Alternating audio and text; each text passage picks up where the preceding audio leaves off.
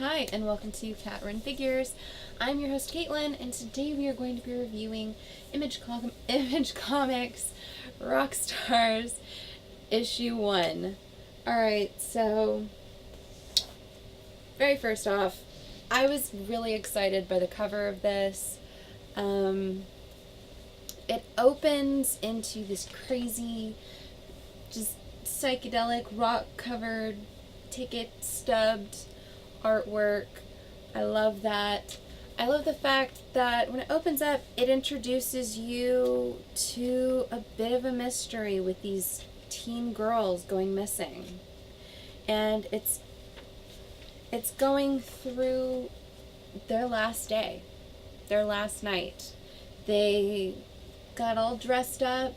They were ready to go. They were going to try to get backstage at a rock concert in the 70s, and they got invited, they got put on the list, and they disappeared. And this book goes back and forth between them and the investigation done by a Jackie. So Jackie Mayer is the main character of this book, and he kind of has this weird sense of the supernatural, and he's also a conspiracy theorist, which is kind of interesting. He's talking about everything from the Wizard of Oz linking up to different things, to what happens when you play certain records backwards, and he's really obsessed with finding out what happened to these girls. And it's kind of like a callback to like the Black Dahlia in a way, where when you talk about when the girls are found, well, when the girl is found, because one of them was found. So it goes through their final night, and it's discussing them at this party, and everyone remembers seeing the one girl looking for her friend. Everyone remembers that all she was doing was looking for Suzanne. So you see Becky. Becky is going through the party. She's going through all these different rooms, and it's kind of disorienting in a way. And then people can also agree that they saw Suzanne going the same way looking for Becky earlier on. But that's all anyone has any real knowledge of, is the fact that both girls were looking for their friend. They both headed off in the same direction, and then everything else is kind of a mystery as to what really happened to them. So we go through Suzanne's last part, and she's walking through, and she walks into a room that is basically an entire huge orgy that's going on. And it's really funny because she's like, "Are you all with the band?" You know, an awkward teenage girl. But yeah, so it goes back to Jackie. Jackie has traveled to the main city where the girls disappeared from. And we find out a bit more that more and more groupies have gone missing since. It's kind of a one big thing, but the cops aren't really connecting the groupies. They aren't really connecting the rock groups that are involved and the rock stars that could possibly be involved. However, Jackie himself is obsessed with this, and he's linking it all up, and he believes that more murders are going to happen.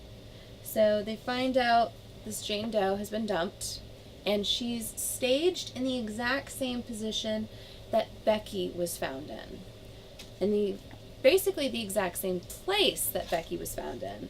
So he then meets his new partner, which pretty blonde reporter. She's Dorothy Buell. I gotta tell you, this girl has got a set on her. I mean, ballsy does not even begin to define her. She is fearless, and I love her. But, so yeah, the two of them decide that they are going to break into the city morgue in order to find out a bit more about this Jane Doe and about what she went through. So Jackie is trying to link it to the old Becky case that happened back in the 70s, and Dorothy is trying to break this case. She's trying to make a name for herself as a reporter. And they break into the morgue. They're going through all of the things. They find this girl. They find Jane Doe. And they have this moment where they're going through trying to investigate her body to see if there are any similar markings as what they had on Becky. So Becky had a very telltale branding on her shoulder that looked almost like she was being branded from the inside out. And they didn't know what it meant. They could never really tie it to anything. So they look over this woman's body and they find a very similar mark on her shoulder. And they're going through this whole creeper moment of going through her body, and they hear noises. And Dorothy's like, oh shit, we've been caught. But Jackie says there are way too many noises. There's way too many voices for it just to be a security guard. So they end up hiding, and they see all of these creepy, groupie rocker chicks come in the room, and they say, we have come. The time is now. What is done is done.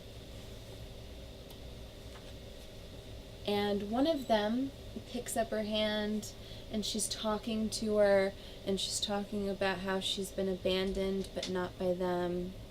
And she's releasing this weird almost like magical mist or something. It's like a weird smoke or fog around her that just seems to be melting off this woman and onto the young girl's body. So there's this strange moment where she's dancing with the corpse, and they're not sure exactly what's going on or who's involved. And it's racking Jackie's mind. Is it this? Is it this? Is it this? Like I said, he's a conspiracy theorist, so he's got a million things going on in his mind all at once. And then Dorothy looks over and she says, I think that's my source. And we see Suzanne. Suzanne is among these women. And these are some of the original women that were at the party that Suzanne and Becky never made it back from. So Becky ended up being found murdered the next day, and Suzanne was never heard from again. So the next issue is not groupies, gamesmen. Like I said, it's very rock and roll. It's very 70s psychedelic vibe. You can definitely tell the writing and artistic team really loves rock. They're really devoted to rock and roll and the stories that are associated with it.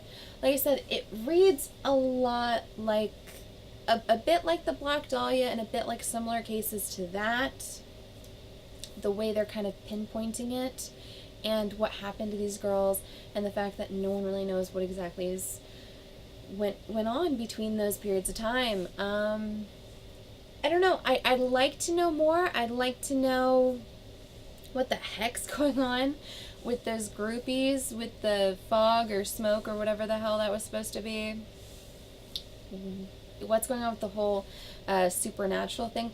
Is this something to do with devil worship, maybe, with the symbols and the magic and the fact they've got blacked out eyes and they don't seem to really age. I don't know, it's really weird. It's really weird. I'm not sure if they're being sacrificed. I'm not sure if these girls are just like selling their souls. I don't know. I'm kind of excited for the second issue. It's a weird book, but it's kind of a fun book. It's an odd book to go into a review about.